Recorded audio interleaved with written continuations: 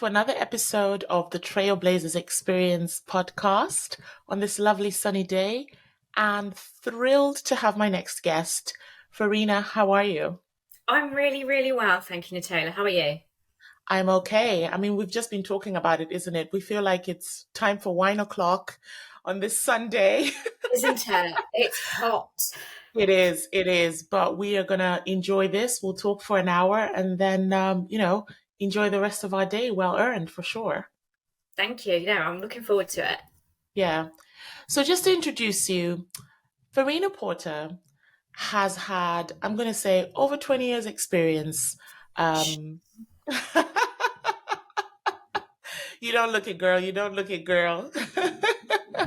She's had a very colorful career working for various brands and industries in the merchandising sector, has a degree in business, and is currently now head of e-commerce at a reputable British pottery business in the UK.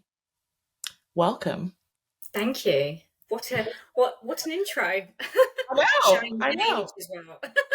But do you know what? Well earned and well deserved. And I really want to delve into it because, we hear about merchandising from a fashion perspective, we hear about it from an in store perspective, and you've sort of taken a different route. But if we can talk about your early years and, you know, how you were as a teenager and what made you decide to go the direction you went, maybe let's go all the way back. Yeah, okay. So I was really into school. I loved school from a social point of view with my friends, but I also worked really, really hard. I was one of those typical Asian kids that really wanted to do their mum and dad proud. And that was a mentality. So I worked really, really hard at school, but I really enjoyed it. My favourite subjects were law, economics, and business. If money was no object, I think I would have been a criminal lawyer. That's what perfect would have looked like. But unfortunately, I couldn't afford that financially. With my background, we were quite from a modest background, and so I went with business, and I chose to do my degree in business. And then I did not know what I wanted to do afterwards because you are still quite young. I didn't know where my career path was going to take me. So I joined the Next Graduate Training Scheme. Being from Leicestershire, Next are a massive employer here. And to get onto that trainee scheme at that time was really, really hard, but we did it. And I had a great, great foundation for my career, which led me into merchandising. So, as you said, Natalia, it's not visual merchandising in store. This is stock management, getting the right stock in at the right price, at the right time, in the right quantity, that cliche. But it was amazing because what it drew upon my skill set was the analytics, the business side, the numbers side, the numerical side, but also I'm really into fashion and homewares. So it allowed me to work on product categories that I also had a passion for. I feel really lucky to have gone into a career that I absolutely adore. Yeah, and I think a lot of people actually forget that if you've studied business or engineering or mathematics, that's probably sort of the good backdrop for you to get into merchandising because it is about stock Yes. management, it is about numbers, units. You do have to be analytical, you do have to Yeah. pick out from the numbers, you did Pareto analysis, all of it All of um, it, and it's comes it's so into it's play. so interesting, and it does, Yeah. like you said, it draws on all those skill sets. It's so important for business cash flow as well. Yes, yeah. And when you join Next, because they're now one of the top, you could say a tech business that does, fashion, furniture, etc. Were they already on that trajectory of going towards a more digital focused business? So not as much as and intensely as they are now. So it was all about we called it the brochure at the time. So the big catalogues, as we'd remember them, and would flex stock between the two. And yes, we had an online presence, but the way that it's gone now, it was not there at the time. And I think they've done an amazing job of executing it, and a great delivery. So when I was there, Simon Wolfson was there and still leading the business as he is now, and doing an amazing job, and really, really well respected around where I live. And like I said, an amazing base for my career. I had a great time there. Yeah. And then you moved into the world of groceries, Sainsbury's. Yes.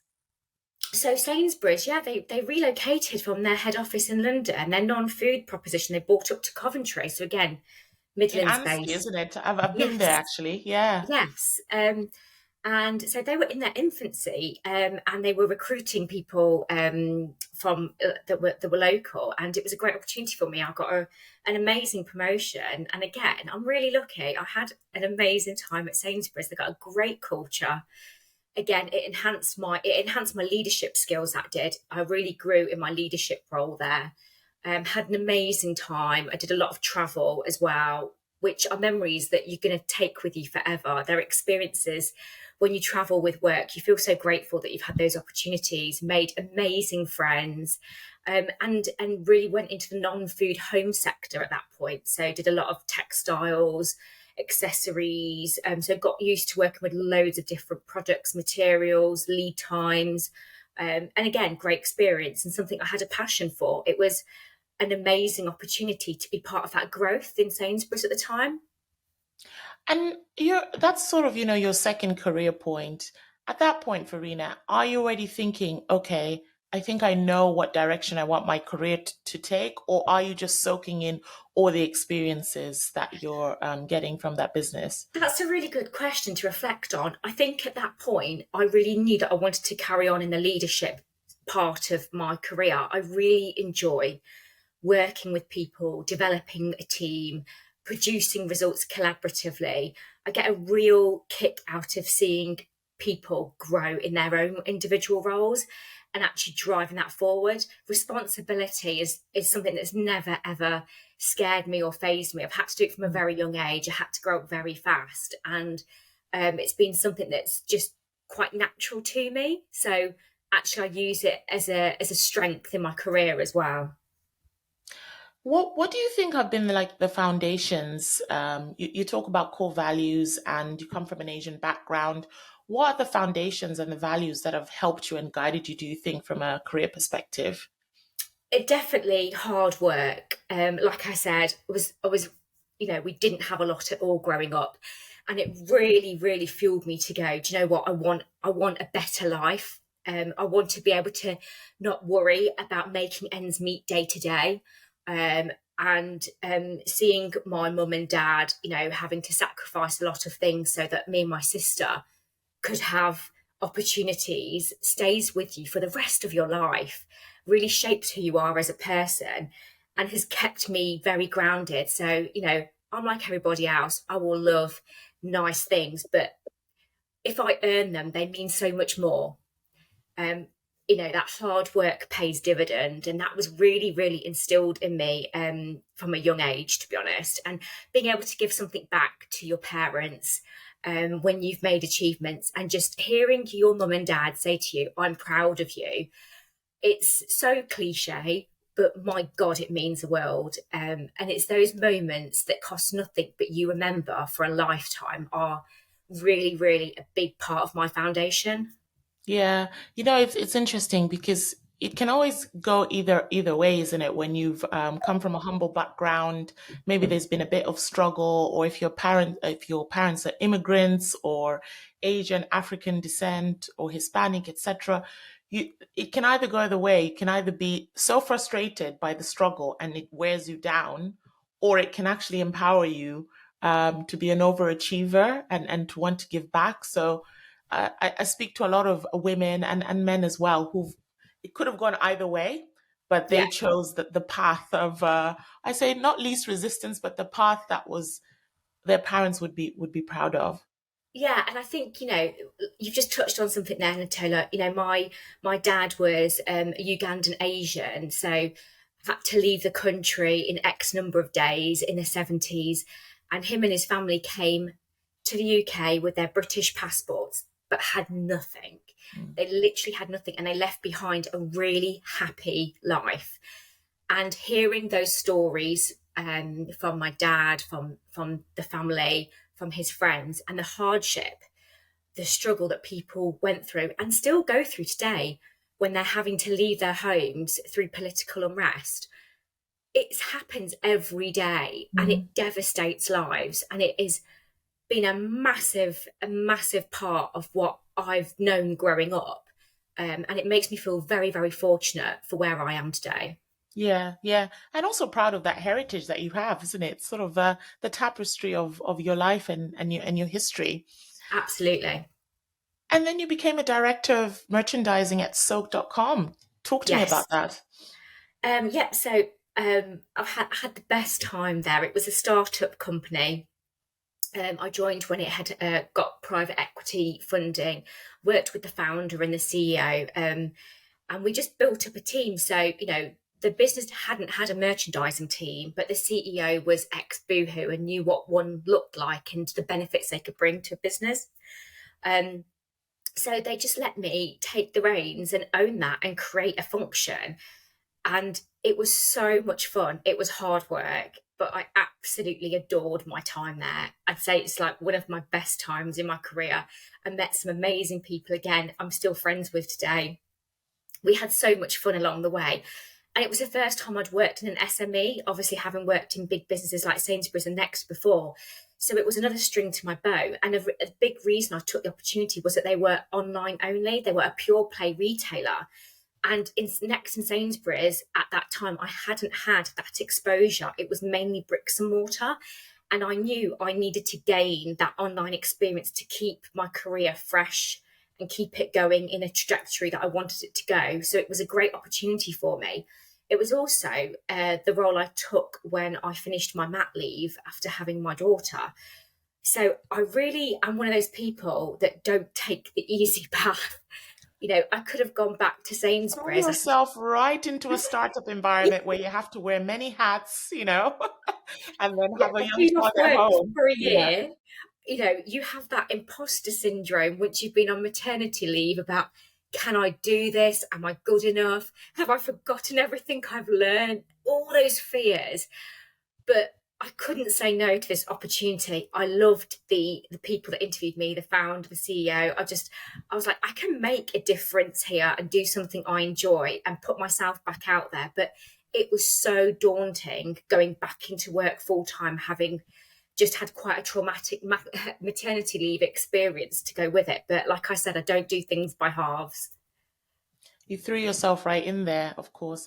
And so you said you joined when the business had just started. So how big did the business grow in terms of size, and how large was your team then in the end? So the team, when I also took over the e-commerce team and the merchandising team at peak, we were a team of 20 between us, and there was some amazing talent in that team, and they've gone on to do some amazing things. And it's so satisfying to see people progress in their career outside of the business as well.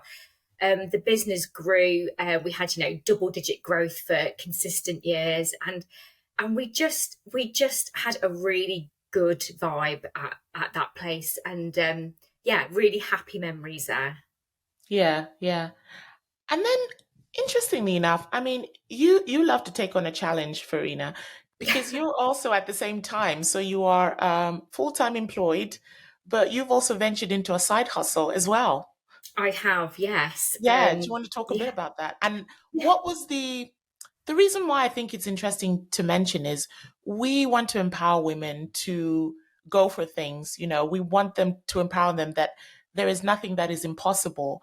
And hearing your story of, what the motivation was and how that's going, I think is interesting. yeah. So once I left Soak, me and an ex-colleague decided to set up a online furniture store as a bit of a side hustle.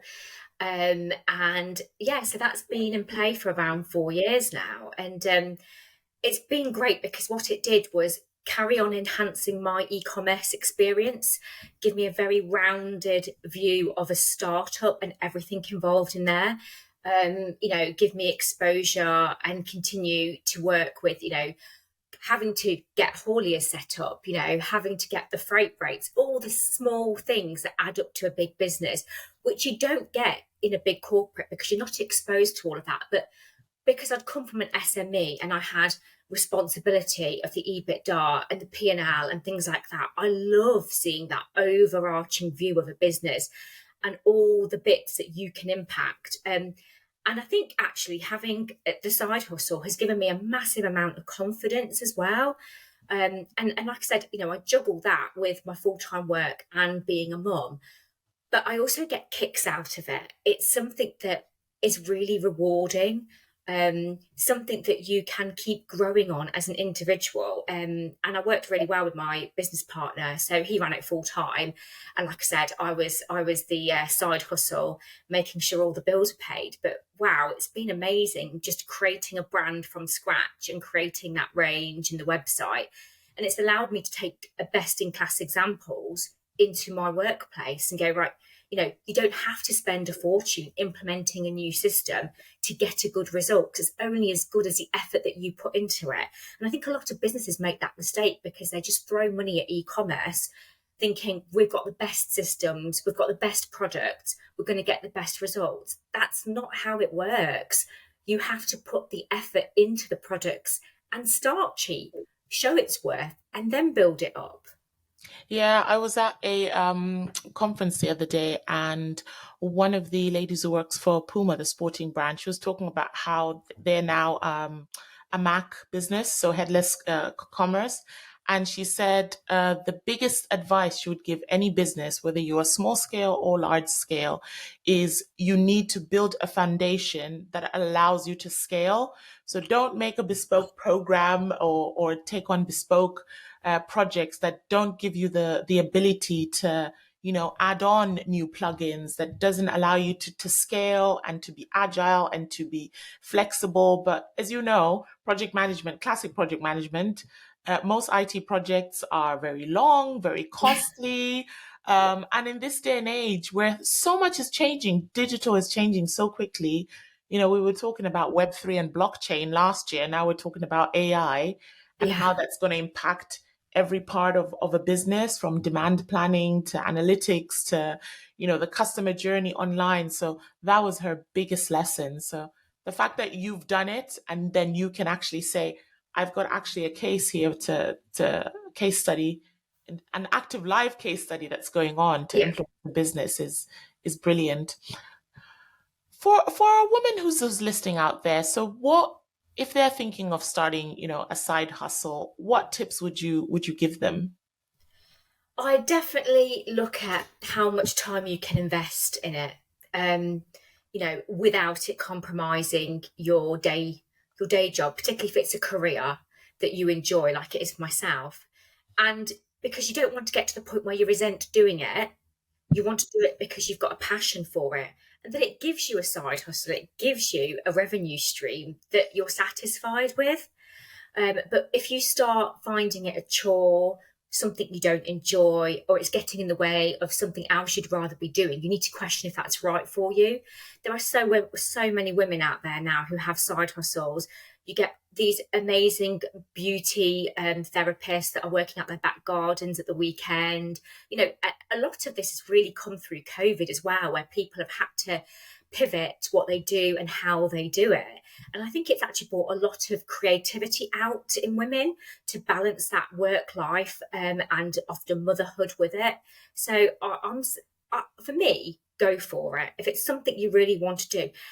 And if it doesn't work, that doesn't mean you failed, because what you have done is you've put yourself out there, which is a lot more than other people are willing to do. Failure is not a word that sits comfortably with me, because you take lessons from whatever happens in your life, whether it's good or bad. And if you don't put your head above the parapet, you're never going to know what that looks like. I mean, I echo that so much. First of all, women, we are creative by nature. We can multitask, and it's sometimes just the first idea might not be the best idea. So you may have to start that business. I know women who've started multiple businesses and finally landed at the thing that's they found that thing that they're passionate about and is finally driving a revenue stream. But I Yeah. also know a lovely lady. She's a friend of mine, Naomi. How she started her nail tech business, going door to door, then a garage, then she had a shop, and then she grew it into a business that she managed to sell and Wow. get a return on. So it's all these things where you sort of think, like you said, failure is not an option. You're learning from all the experiences, all the skill sets that you're picking up along the way. being the brand manager, the accountant, the logistics Yeah, person, the marketeer. You just yeah. have to go for it. So I think that's important too. Talk to me about your current role. So you're head of e-commerce and trading and digital marketing at a wonderful pottery business up north. Tell me about that. Yeah, so I joined that business alongside a lot of others where we saw growth post, obviously during COVID, predominantly B2B business growing its B2C. Again, it's really exciting. I really love that type of SME business model that's pivoting or growing, and it needs to go through growth pains to get to the other side. And although that would seem quite intimidating to a lot of people, I really, really enjoy that. I don't like something where it's the same every single day. I like curveballs thrown in. I like challenges thrown in.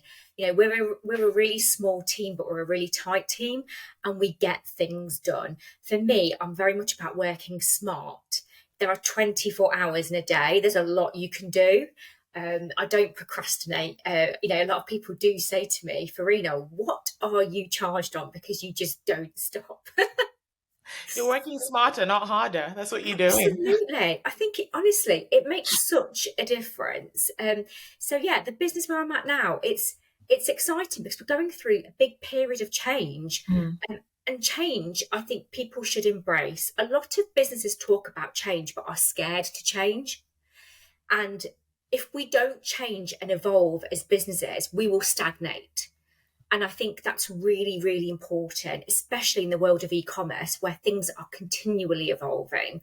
And COVID really did obviously accelerate that for a lot of retailers as well. But for me, it's about implementing change successfully and bringing people on the journey with you and making them understand why we should be doing this. I work in an industry in potteries where there's a lot of heritage there and it's an amazing history, but we need to balance that with innovation at mm. the same time to allow us to propel forward and remain proud to be a British brand.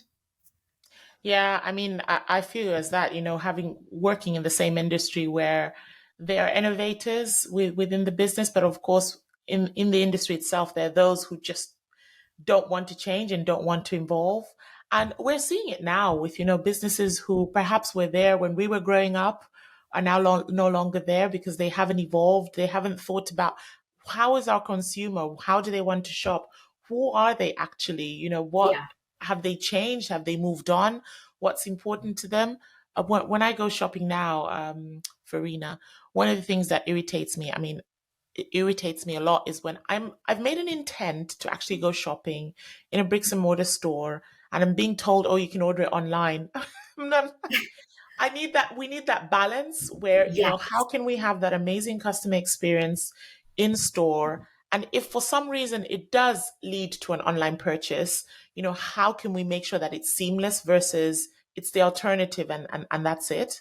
yeah. Um, what do you love about your job? What do you find most fulfilling? Because you talked about how across your career you've been very interested in leadership roles.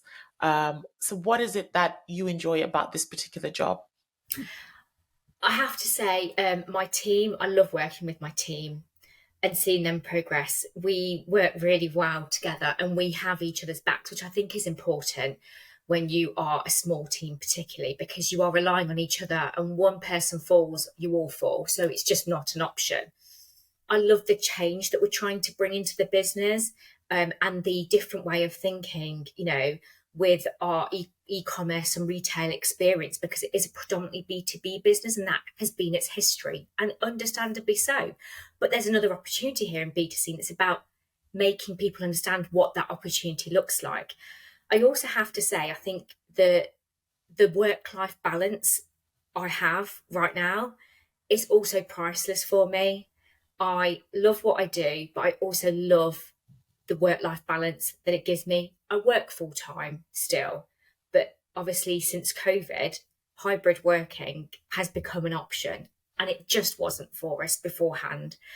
And that has been a massive game changer for me, in terms of the feeling I have about having a career, about being a mum, and having a life outside of work as well. Yeah, That yeah. I can't put a price on.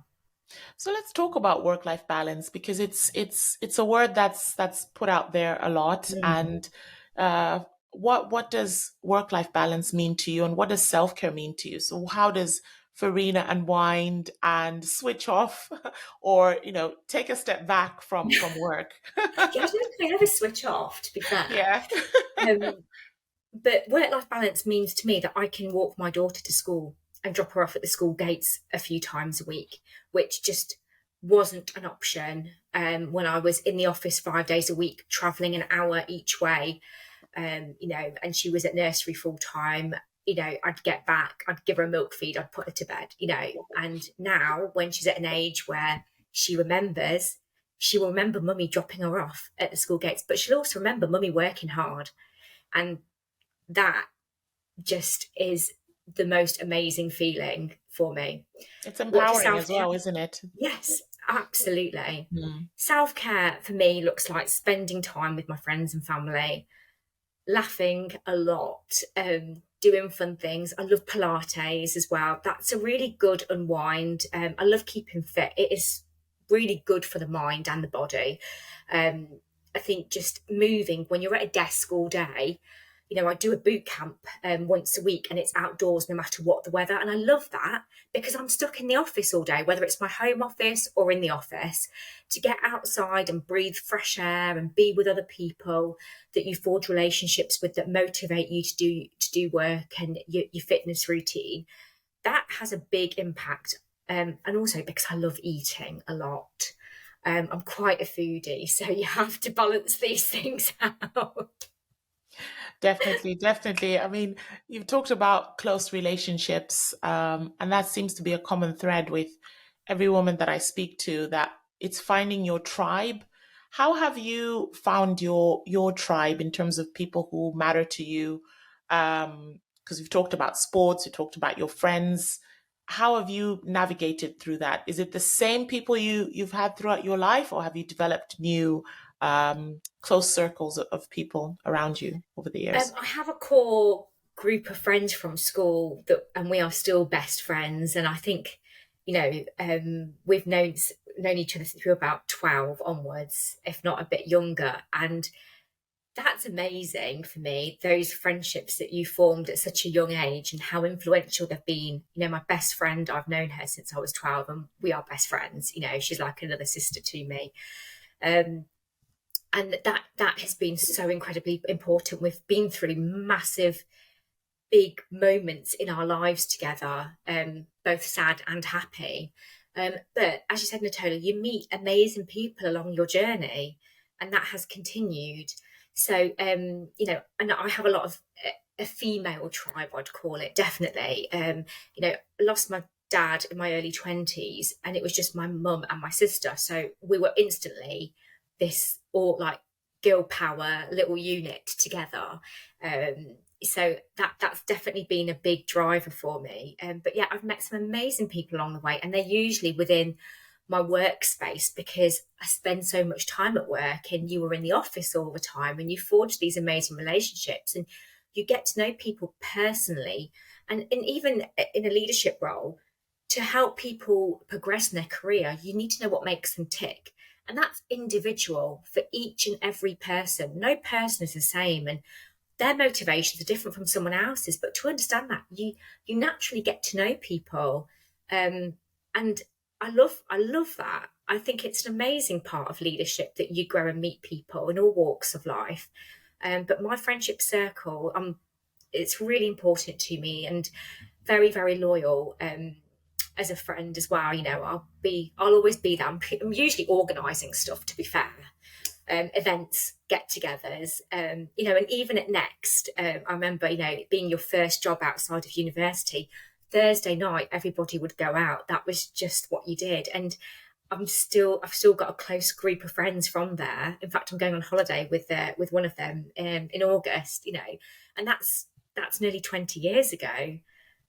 So Yeah, they really do help shape your future. definitely. And also, choosing your circle well is a very big thing. They say look at your circle and then you'll know what direction your life is going to take. And you touched on an important point about humanizing people at work. I think is very Mm. important. And someone mentioned she is a leading a DNI. She's a lawyer. She's worked for Nike, etc. And she talked about how there's a convergence between work and personal, not in a negative way, but because we want to value, we're now in a stage where we want to value people more in the workplace, appreciate people for their diversity in so many ways. Getting to know your team and what ticks, what their strengths, their weaknesses are, will help you make them better people at work, but also develop them in the right way.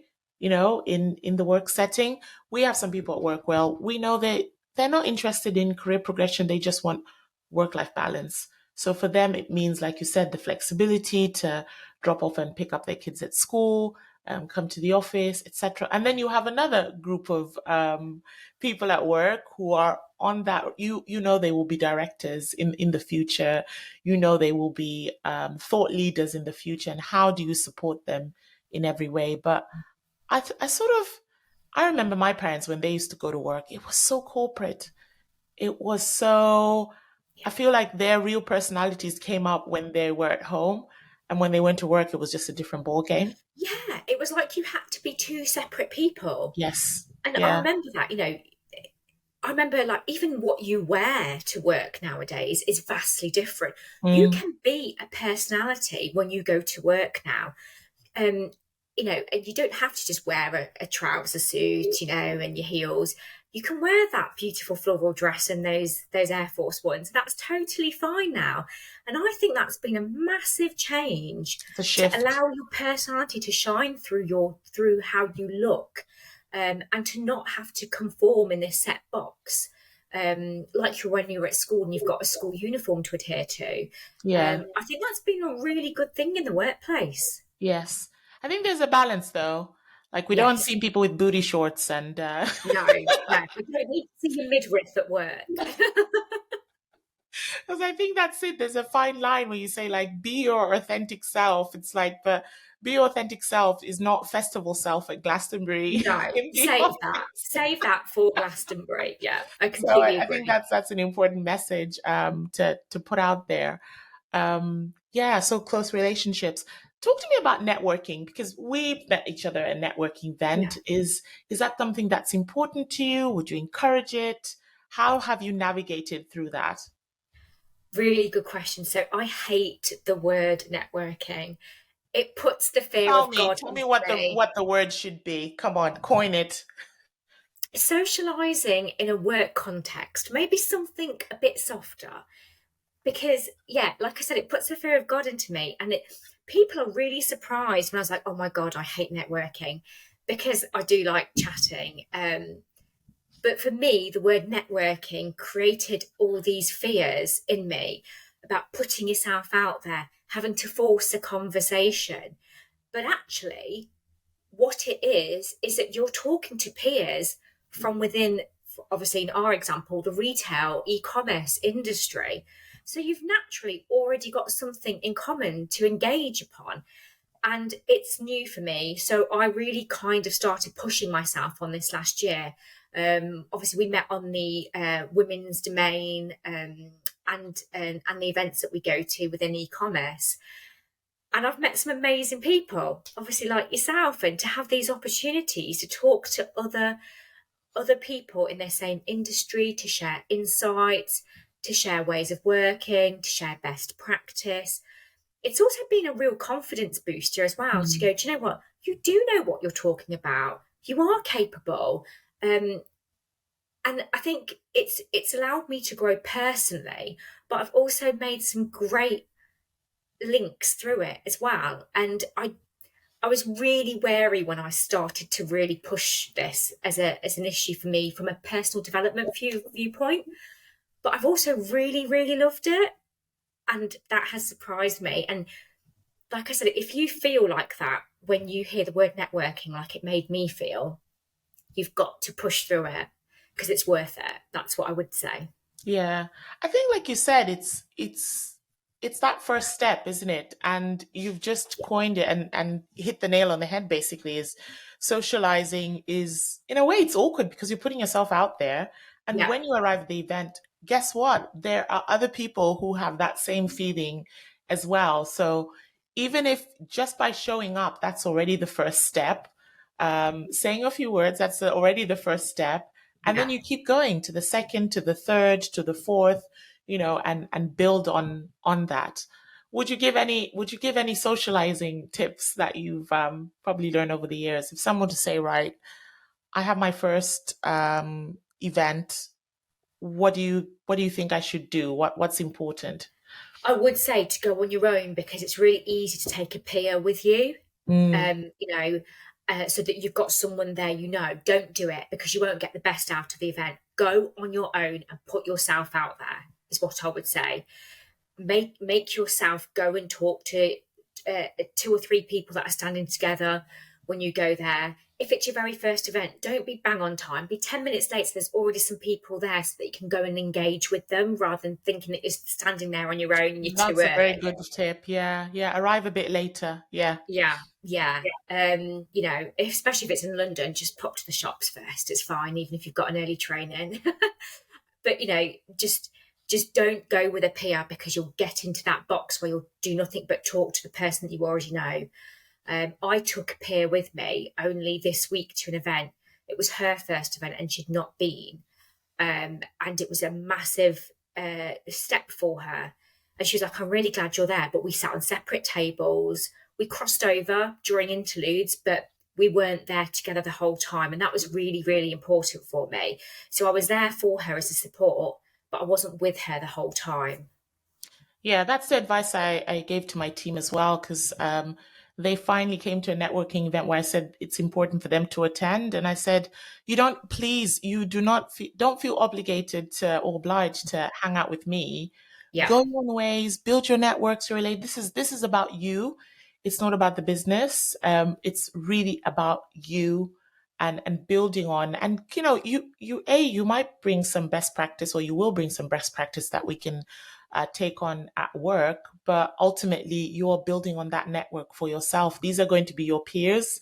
yeah. They're all in junior roles now, but these are going to be the next directors, etc. You need to mingle with them. So that was really good. Yeah. You talked a lot about coaching and empowering your team. Do you see yourself as a mentor?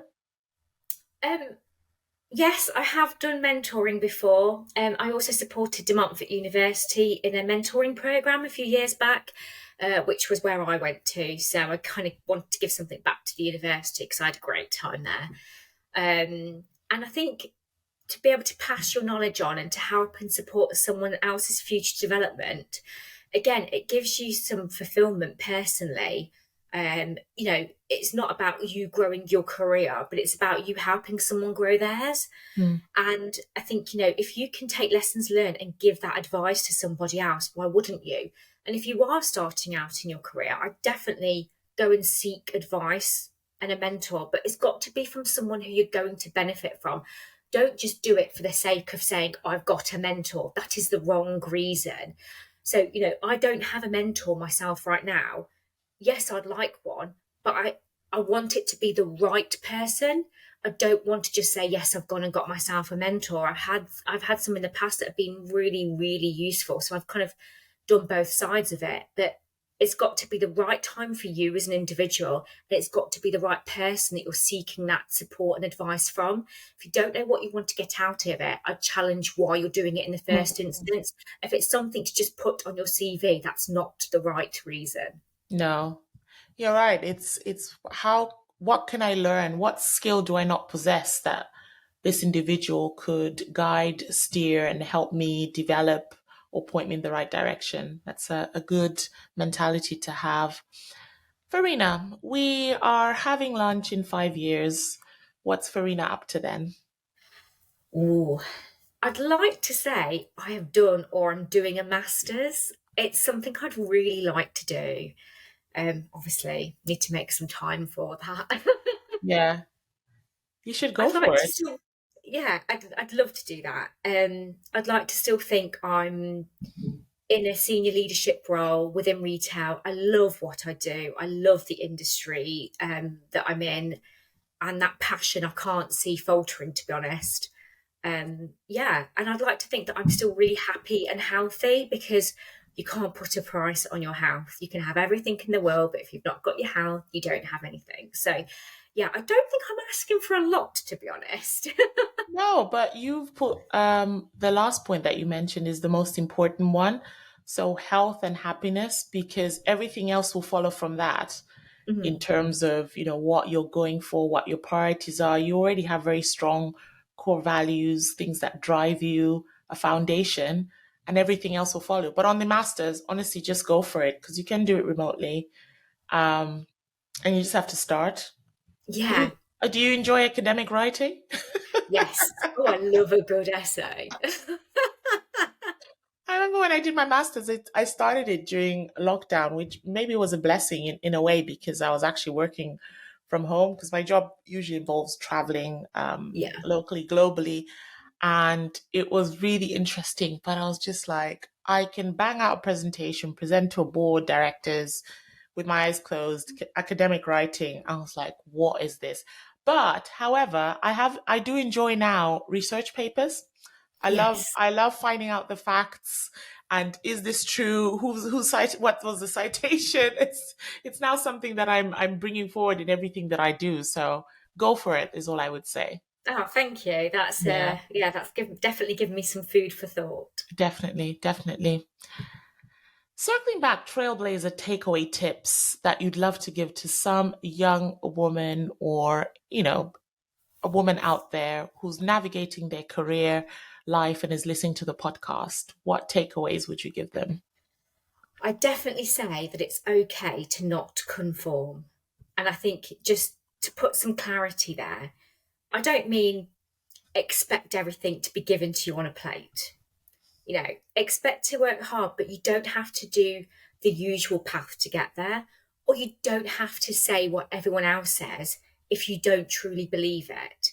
And I do think, actually, in the workplace, it's it's more okay to be like that, I think, than it was when I started out in my working career. Mm. So I'd definitely say it's okay to not conform.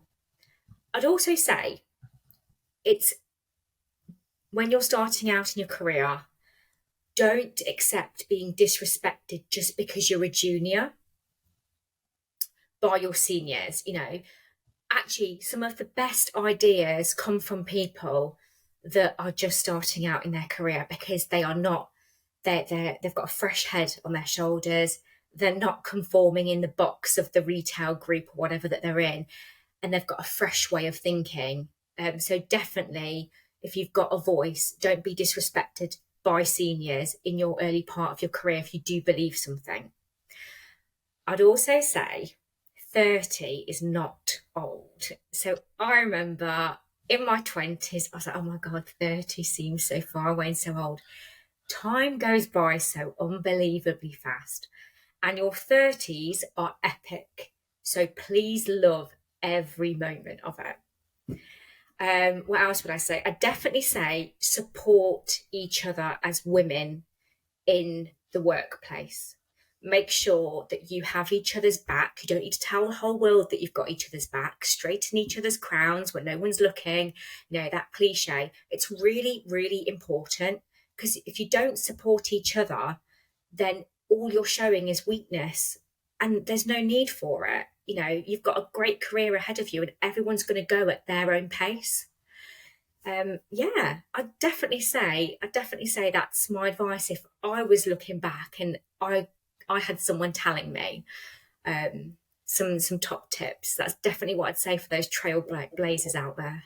Yeah, I mean, really great ones. They always say hindsight is gives you 2020 vision, isn't it? Because you see things Mhm. so clearly, and there are lots of things which I wish I knew when I was, starting out. And like you said, I think your 30s, I'm in my 40s. You embrace those areas. I think your 40s are your don't give a F moments where you're like, right,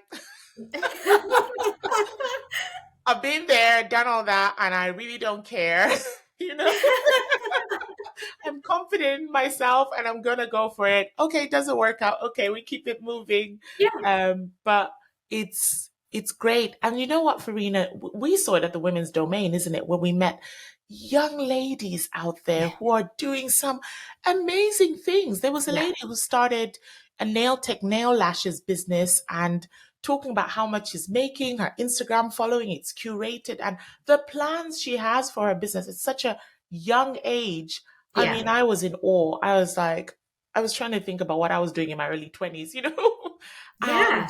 it's brilliant. And that there's such organizations or networking events that empower and bring that to light, I think is important. And podcasts. I mean, you can listen to so many podcasts out there and be inspired and draw inspiration from. Farina, this has been really great, you know. I've enjoyed this. Thank you. I've really enjoyed it. Yeah. I think I you've just talked. need a G&T in hand now. Yes, and that,